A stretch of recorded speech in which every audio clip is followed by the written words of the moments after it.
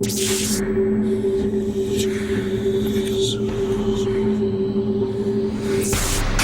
ce monde, le mal existe réellement. Il se tapit dans le royaume des ombres, comme dans les lieux les plus ordinaires. Voici l'histoire vraie de victimes de l'inimaginable. Quand les Mackeys transforment une salle de spectacle abandonnée en bar de danse country, ils réveillent de vieux démons en colère. Ceux-ci prennent possession du corps de personnes vulnérables. Avec l'aide d'une voyante et d'un prêtre, les possédés combattront le mal pour sauver leur âme.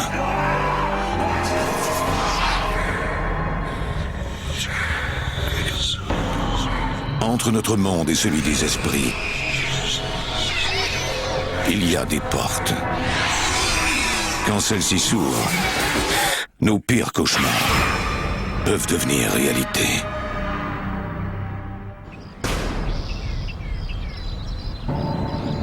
Dans cette émission, certains noms ont été changés. À Wilder, au Kentucky, il y a une salle de spectacle abandonnée sur les bords de la rivière Licking. La légende locale veut que les meurtriers et les adorateurs du diable soient attirés par ce cours d'eau, car c'est un des rares qui coule vers le nord géographique. Les archives de la ville attestent que l'eau de cette rivière a déjà été rouge de sang.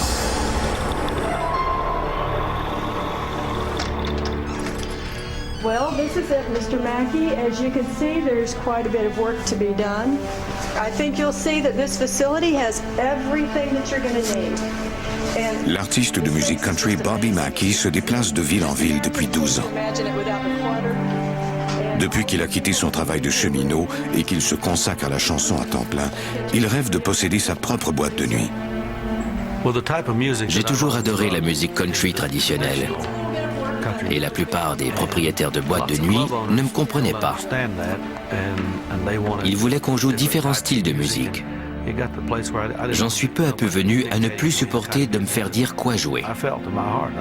J'avais alors deux choix, aller vivre à Nashville ou ouvrir ma propre boîte de nuit.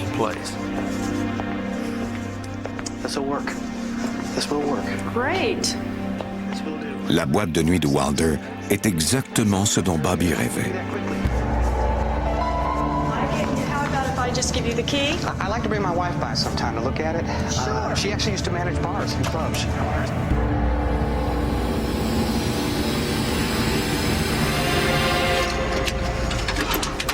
Plus tard, au cours de l'après-midi, Bobby revient au club avec sa femme Janet, qui est enceinte.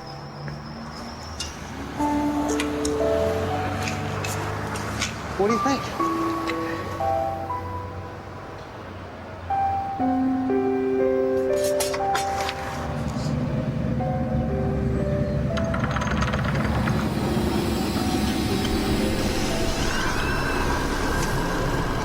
Come on, we'll go inside.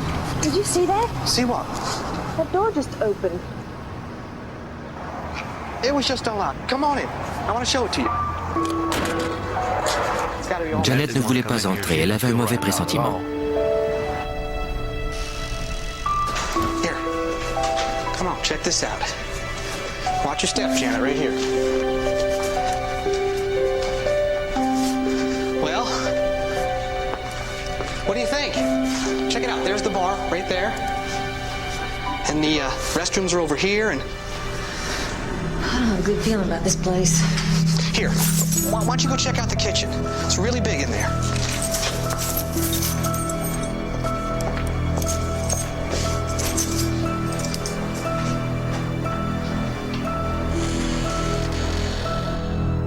Janet Mackey a demandé qu'on protège son identité.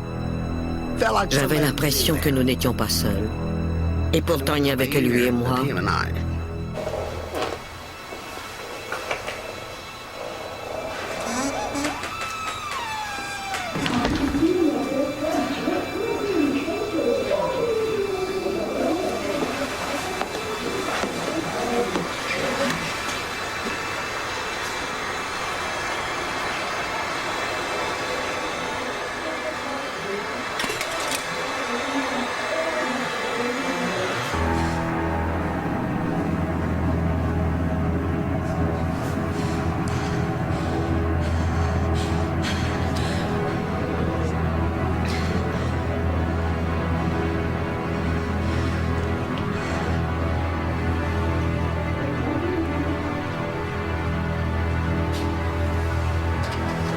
Je voulais sortir au plus vite.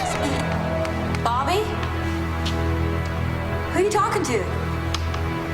Nobody. What do you mean? I heard voices. Who are you talking to? Janet, I'm not talking to anybody. It's just you and me here, baby. So what'd you think? I don't have a good feeling about this place. Oh, come on, Janet. Rentrons. Je suis prête à partir. Revenons demain. Il faut qu'on y pense un peu. Moi, je ne voulais qu'une chose, sortir de là. Je m'y voyais déjà, je pouvais déjà voir tout le monde accourir, les clients danser. Rien n'aurait pu m'arrêter. Il me fallait mettre la main sur ce club. Bobby signe son contrat d'acquisition sans jamais remettre en question sa décision. Sa femme l'appuie du mieux qu'elle le peut. Cet endroit m'effrayait.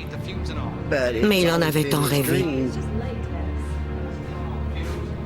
Je savais que c'était exactement ce qu'il avait toujours souhaité trouver. Je me suis dit qu'il avait besoin de mon appui. Un jour, Bobby et Janet sont en train de nettoyer les lieux quand un inconnu arrive. Hi, howdy.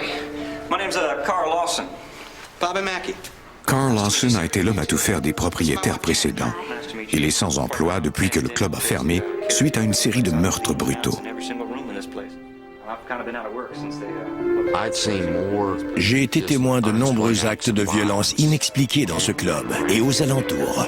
Un nombre impressionnant.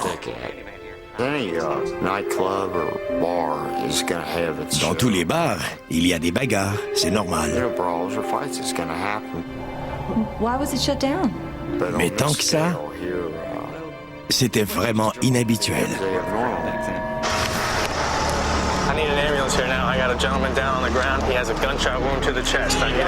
La dernière année où le club a été en opération a été la pire.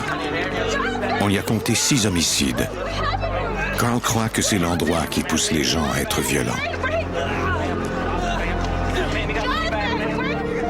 Il y avait quelque chose d'anormal dans cet endroit. On a fini par fermer le club. Classic country music here. We're not going to have those kind of people here. You'll see. I assure you. Well, that'd be a nice change of pace, sir. Bobby croit que la musique qu'on y jouera attirera une clientèle plus paisible. I've kind of been out of work since. You paint? Which hand you want me to paint with? Bobby embauche Carl comme homme à tout faire et concierge des lieux. What do you know? J'ai tout de suite vu que je m'entendrais bien avec lui. Il était direct et disait ce qu'il pensait.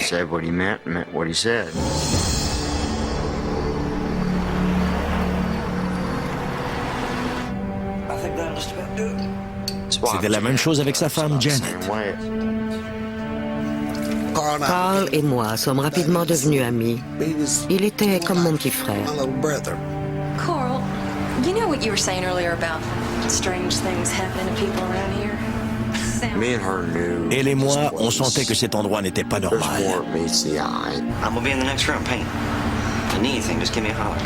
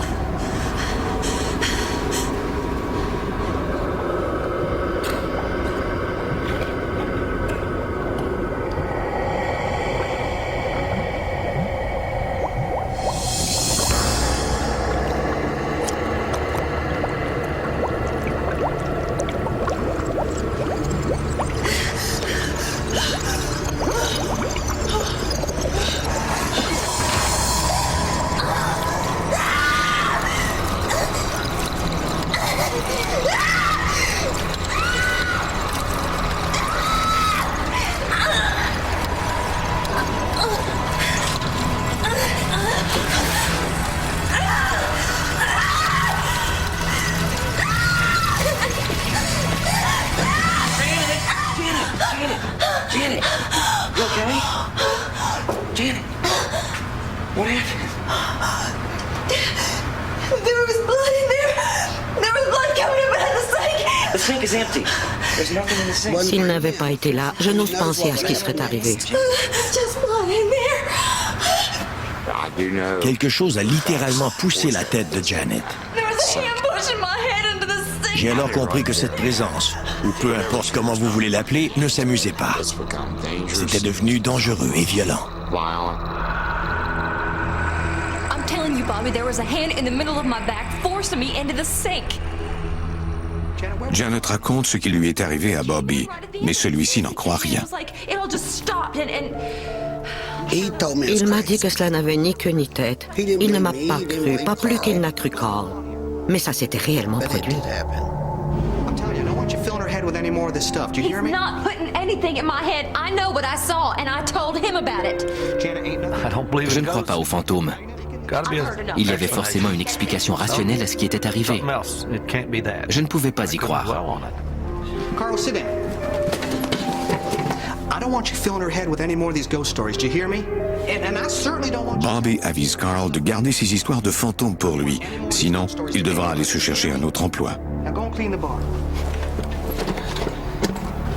We need to get ready for... J'avais investi tout ce que j'avais dans ce club. Et tout ce que je souhaitais, c'était de l'ouvrir. Je ne voulais rien entendre de ces histoires de fantômes. J'ai dû avertir Carl à plusieurs reprises de ne pas parler de tout cela aux gens, et encore moins à Janet.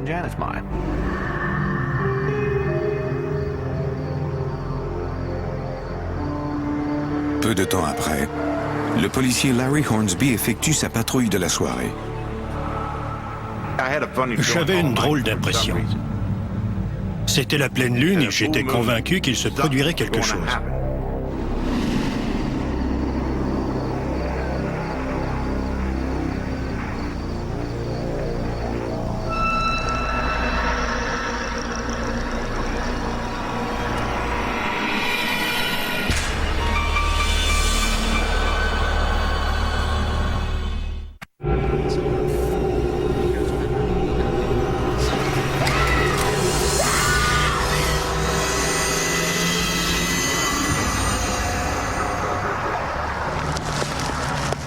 L'agent Larry Hornsby demande des renforts, croyant qu'un voleur est entré dans le club de Bobby Mackey.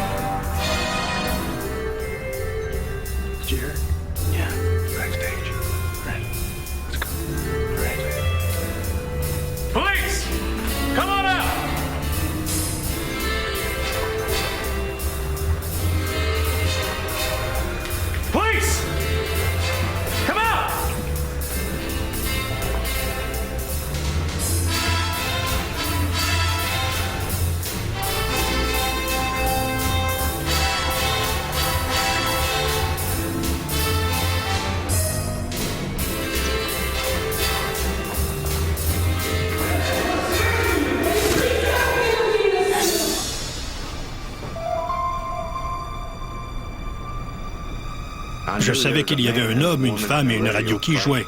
J'avais entendu leur voix ainsi que le son de la radio. Nobody back here. What do you mean there's nobody back here? I heard voices in here, though. Me too. Front door. Let's go.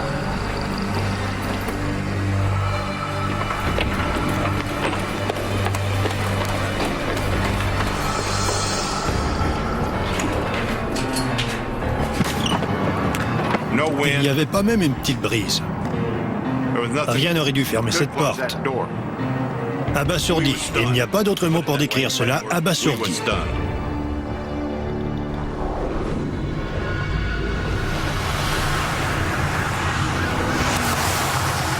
Quelques nuits plus tard, l'agent Larry Hornsby retourne au club suite à un accident routier mortel.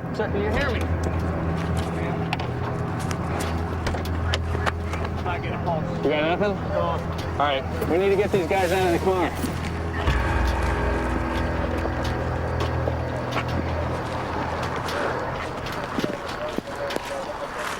We got anything to cover the bodies? Nothing in the car. Look, I need an EMT out here quick. I got 2 bodies from a car accident. We need, Thanks. Here.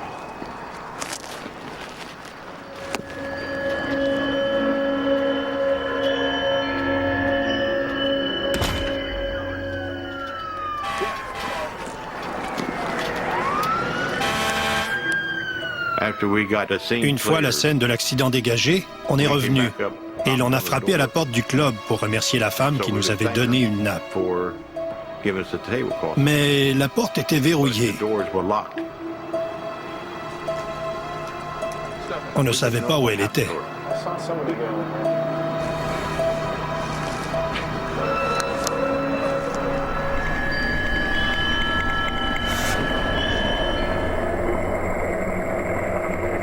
Le lendemain, l'agent Hornsby parle à Bobby de la femme qui leur a apporté une nappe.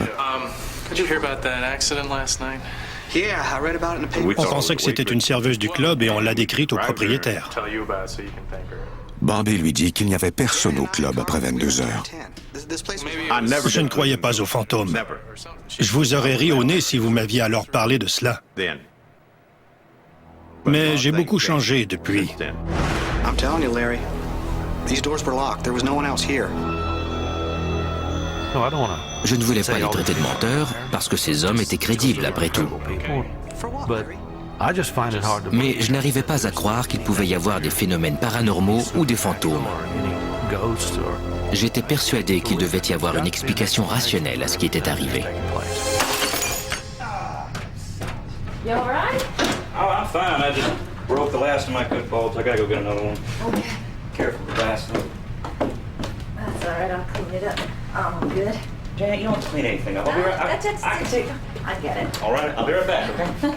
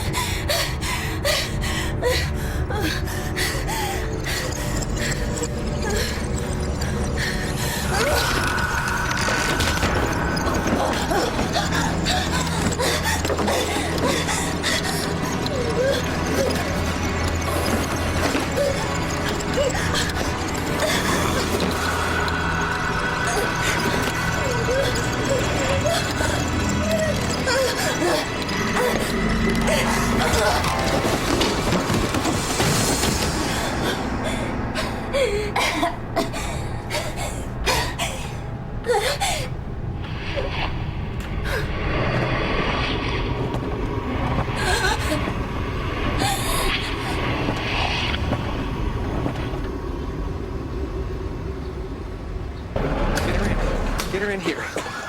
Come on, darling. Come on. Hello? Anybody here? Help! My wife, she fell down the stairs. She's pregnant. J'étais terrifiée parce que je craignais de perdre mon bébé. J'avais des contractions. J'étais en colère. J'avais peur. C'était indescriptible. Elle m'a dit que quelqu'un l'avait poussée dans les escaliers. Et je la croyais. Bobby, lui, s'inquiétait pour son entreprise. Et je le comprenais. Sa réputation était en jeu.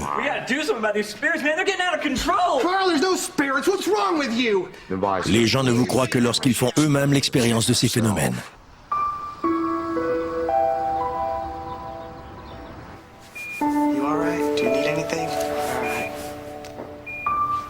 Janet met une petite fille au monde qui ne pèse que 880 grammes. On ignore si elle survivra. Au cours des semaines suivantes, le couple suit l'évolution du bébé.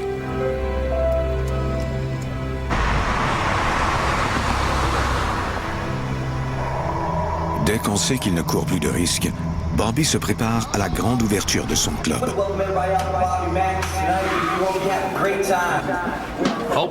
Le soir de l'ouverture, j'étais presque dans un état second. J'avais un immense poids sur les épaules et beaucoup de stress.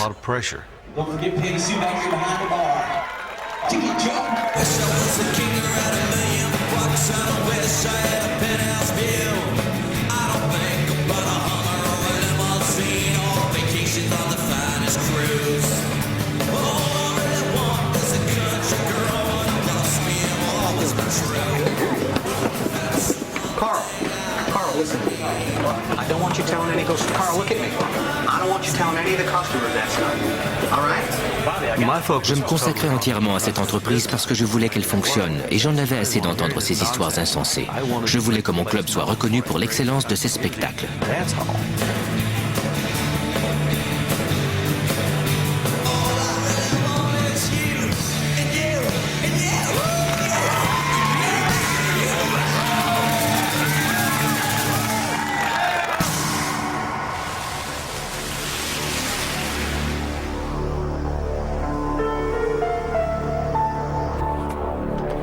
Quelques semaines plus tard, Carl emménage dans un appartement au-dessus du club.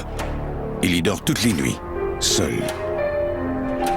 À moins de devoir aller ailleurs, je dormais là et je surveillais le club. Je le protégeais.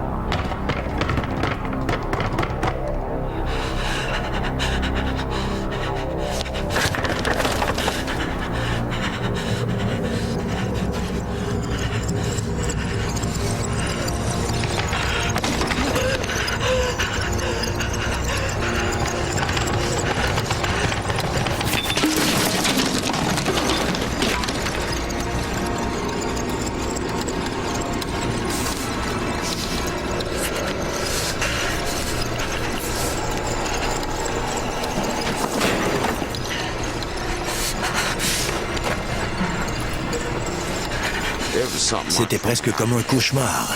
Je croyais que c'était un rêve, mais ce n'était pas le cas. C'était bien réel.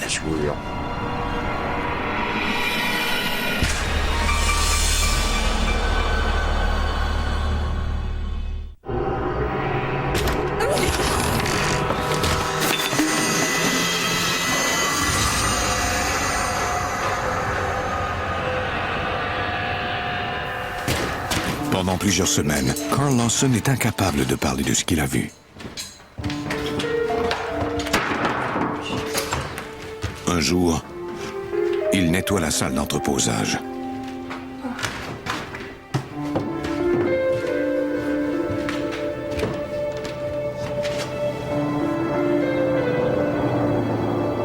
My love is as deep as the sea, it flows forever. You ask me when will it end, I tell you never. My love is as bright as the sun, it shines forever. You ask me when will it end, I tell you never. The world may disappear like a castle of sand. I will be waiting here with my heart in my hand. You ask me when will I die, I tell you never.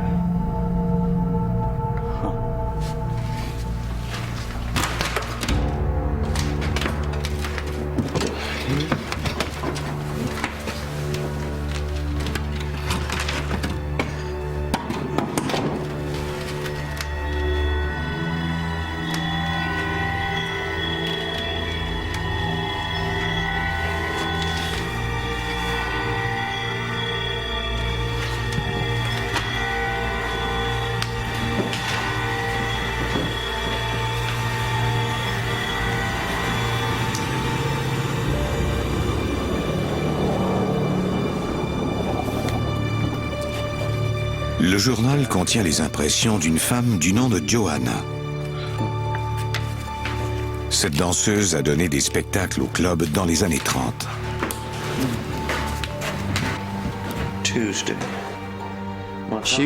Elle était amoureuse d'un musicien que son père, lui, n'aimait pas du tout. He said he'd kill him if we didn't stop seeing each other. I'd rather be dead than lose Robert.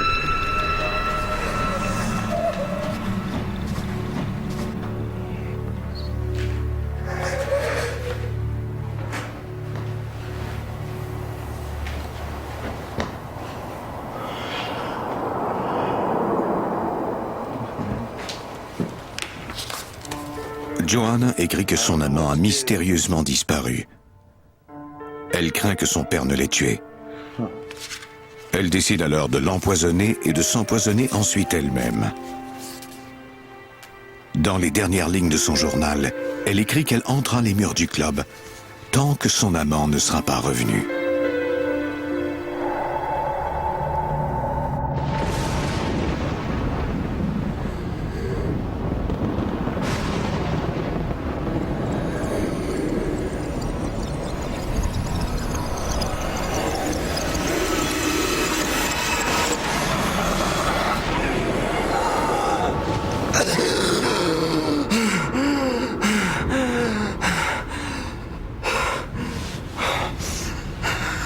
Je ne parvenais plus à respirer. J'avais peut-être un problème de santé et je devais passer des examens.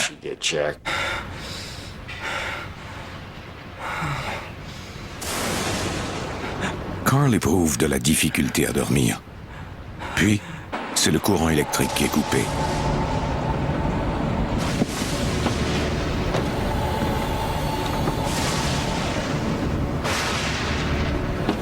Il descend au sous-sol pour vérifier les disjoncteurs.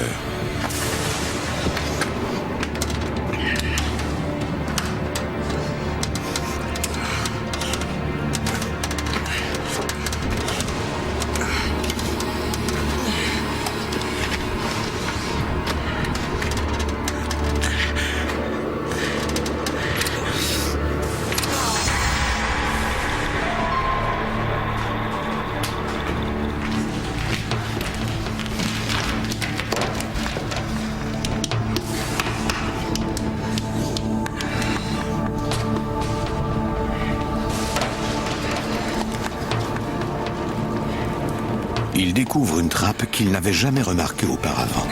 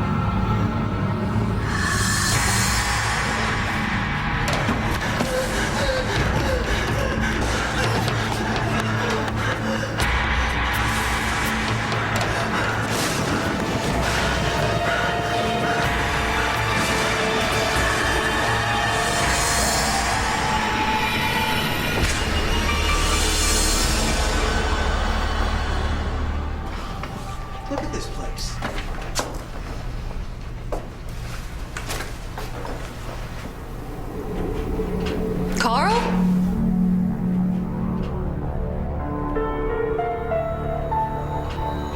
Are you all right? Au cours des semaines suivantes, le comportement de Carl devient de plus en plus imprévisible.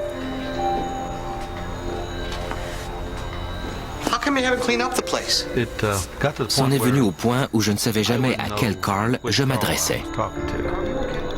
Il fallait que je parle un peu avec lui pour savoir sous quel angle le prendre. Il n'était jamais le même d'une fois à l'autre. You think you're alone here, but you're not. Carl, you okay? You'll see. See what? Bob et Mackie concentrent ses efforts sur son entreprise. Il demande à Doug Hensley, l'un de ses amis, de l'aider à produire une annonce publicitaire pour la télé. So, come on down to Bobby Mackey's Music World, where the good times never die. Même si Bobby refuse de croire que sa boîte de nuit est hantée, il parle à son ami des étranges événements qui s'y sont passés. Quand Bobby m'a raconté cette histoire, je lui ai demandé pourquoi il n'en avait jamais parlé. Il m'a répondu que beaucoup de gens craignent les fantômes et qu'il ne voulait pas que cela se sache. Il m'a dit qu'il n'y croyait pas, mais que sa femme et Carl Lawson étaient eux convaincus que l'endroit était hanté. Doug, qui est écrivain, est pour sa part fasciné par cette histoire. Do you mind if I talk to him, though? Okay, if you want to talk to him, you can talk to him, but love to.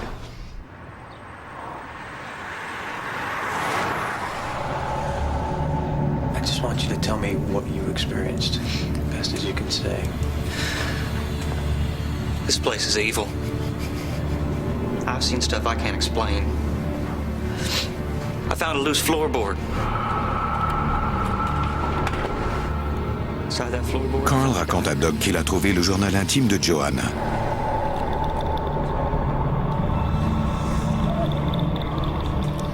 Il lui parle aussi des deux hommes dans le sous-sol.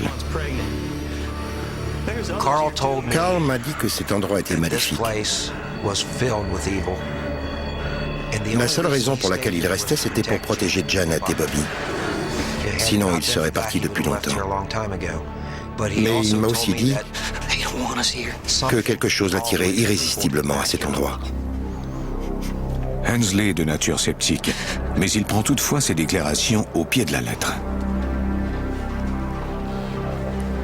I was 5.5 months pregnant. And I felt this hand in the middle of my back. But I was alone.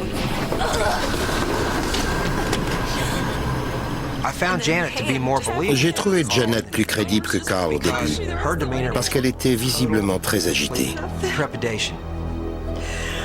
Elle avait même peur d'en parler. Quand on connaissait Janet Mackey, on savait qu'elle n'aurait pas pu inventer une histoire pareille. Bien que toujours sceptique, cette histoire a piqué sa curiosité. Il se rend à la bibliothèque pour tenter d'en savoir un peu plus sur l'histoire du club. Je croyais que Carl Lawson était schizophrène, jusqu'à ce que je commence à en apprendre davantage sur le club. Hensley trouve une explication à l'histoire que lui a racontée Carl dans un article du Kentucky Post du 19e siècle. J'ai appris que deux hommes avaient été pendus à Newport en 1897. Ils s'appelaient Alonzo Walling et Scott Jackson. Alonzo Walling et Scott Jackson, qui étudiaient tous deux la dentisterie à Cincinnati, ont été jugés coupables du meurtre de Pearl Bryan, une jeune femme de la haute société. Ils ont été pendus. On a trouvé le corps décapité de la jeune femme près du site d'un ancien abattoir de Wilder. Celle-ci était enceinte de 5 mois et demi au moment du meurtre. Alonzo Walling était sur la potence quand il a clamé qu'il reviendrait des enfers pour tourmenter tous ceux qui étaient mêlés à son procès et hanter les lieux où se trouvait la tête de Pearl Bryan. Hensley fait part à Carl et à Janet de ses découvertes. Il leur raconte qu'après la découverte du corps de Pearl Bryan, des chiens renifleurs auraient mené les enquêteurs à l'abattoir. Les gens de la région sont venus à croire que la tête de Pearl se trouve dans le puits au sous-sol de l'abattoir et qu'on l'y aurait jetée là lors d'une cérémonie rituelle satanique. Mais on n'a jamais trouvé la tête. Doug leur explique que la boîte de nuit est construite sur les fondations de cet abattoir. Les fidèles de Satan venaient y faire la nuit des sacrifices de sang qu'ils versaient dans ce puits en hommage aux démons et en réparation pour tout le sang qui avait été répandu en cet endroit. Il y avait là un caniveau qui avait servi à déverser le sang des animaux dans la rivière Licking. Je crois qu'Alonzo Walling et Scott Jackson se trouvent tous deux dans ce club parce que c'est là qu'ils se sont débarrassés de la tête de Pearl. En outre, il y a un point commun troublant entre Joanna, Pearl Bryan et Janet Mackey. Janet Mackey m'a dit qu'elle était enceinte de 5 mois et demi quand on l'a poussée dans les escaliers. Or, Pearl Bryan était également enceinte de 5 mois et demi. Quant à Joanna, la danseuse qui s'était empoisonnée dans le club, elle était aussi enceinte de 5 mois et demi.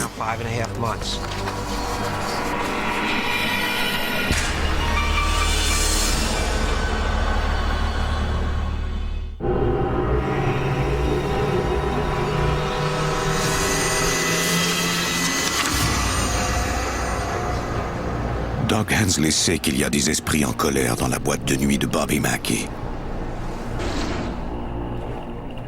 Il invite au club la voyante Patricia Michelle dans l'espoir de ramener la paix en ces lieux. Michelle est une médium connue partout aux États-Unis. Elle affirme qu'elle peut communiquer avec les morts depuis qu'elle est enfant.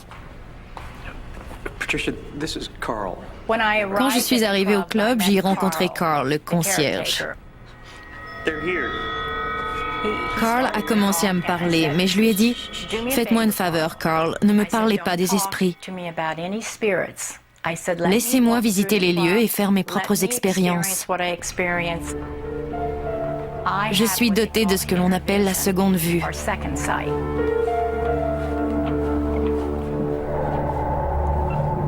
Patricia sent la présence d'un esprit.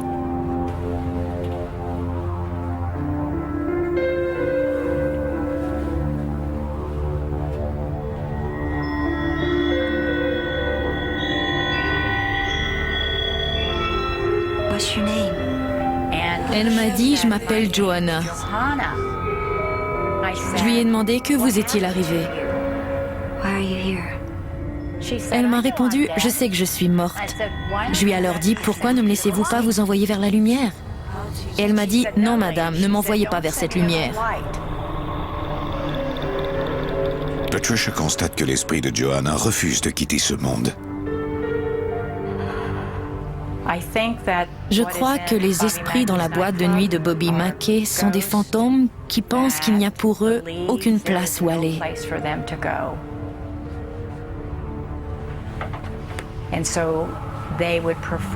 Alors ils préfèrent rester dans ce club plutôt que d'aller ailleurs et risquer de brûler en enfer pour l'éternité. C'est ce qu'ils croient.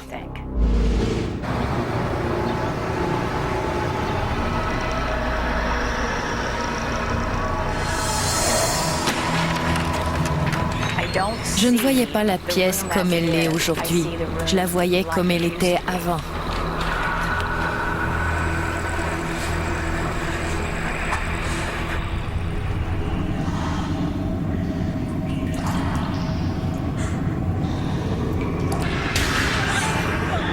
Patricia a ensuite la vision d'une tête qu'on a séparée de son corps. J'ai eu une violente nausée. J'avais la tête qui tournait. Je voulais sortir de là au plus vite.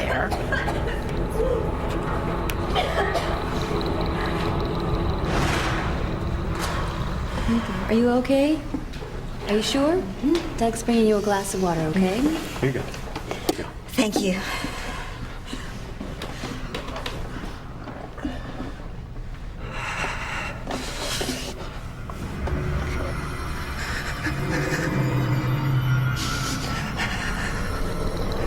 La voyante sent alors la présence de deux esprits maléfiques. Carl, the two men in the room. J'ai dit à Carl, les deux hommes qui sont ici essaient d'utiliser votre corps.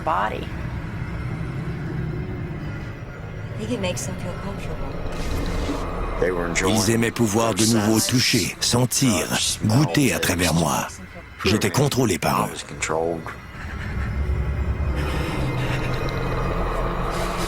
Carl, they've gone now. Carl, it's okay.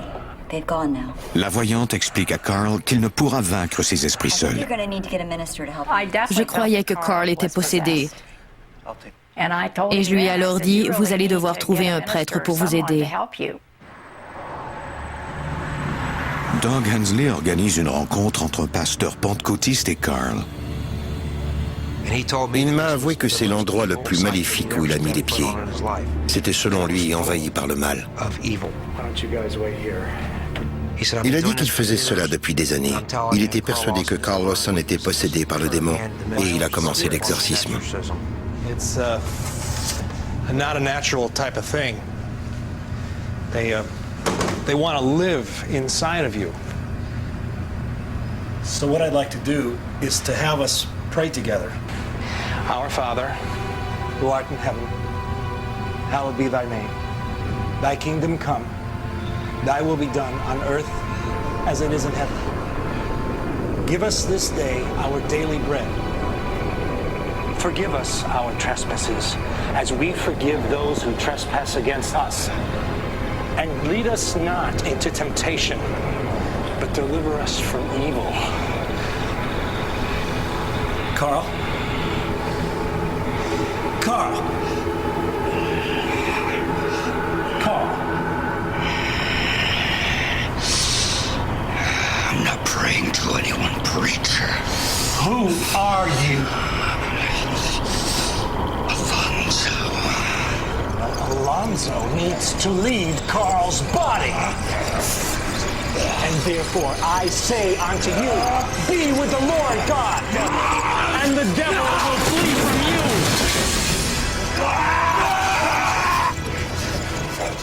L'exorcisme est alors devenu violent et le pasteur a eu peur. Il nous a demandé de venir entourer Carl.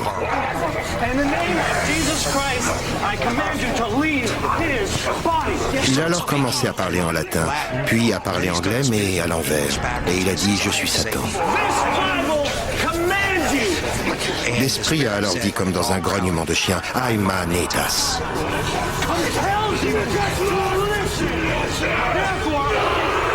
Sur le moment, nous ne comprenions pas, mais après l'exorcisme, le pasteur nous l'a expliqué. Il a écrit à l'envers « I am Satan », « Je suis Satan ».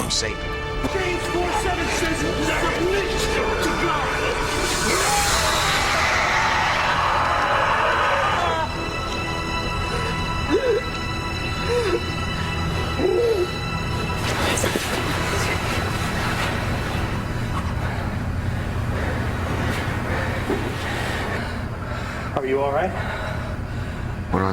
Quand je suis revenu à moi, tout le monde me regardait. J'étais couché par terre et je ne savais pas ce qui était arrivé.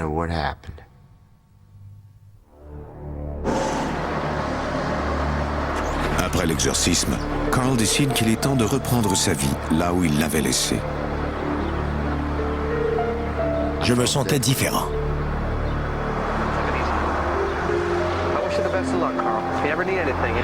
Je sentais que j'avais changé. J'étais redevenu un être humain.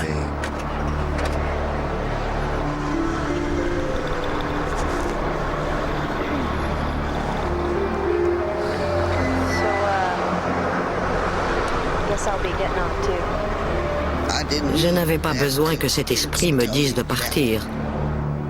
Je suis parti pour ne jamais revenir.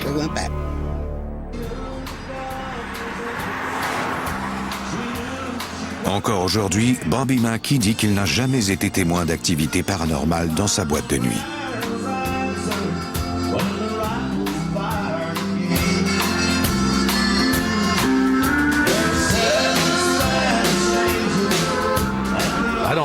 Je ne sais pas si c'est parce que cet endroit m'a envoûté qu'il me retient ici. Si c'est une manifestation surnaturelle, eh bien, soit. Je vais toujours rester ici. Sous le club, dans les entrailles de l'ancienne boucherie, se trouve encore le puits. Certains prétendent que c'est l'entrée de l'enfer et que des démons anciens s'y terrent toujours et attendent leur heure.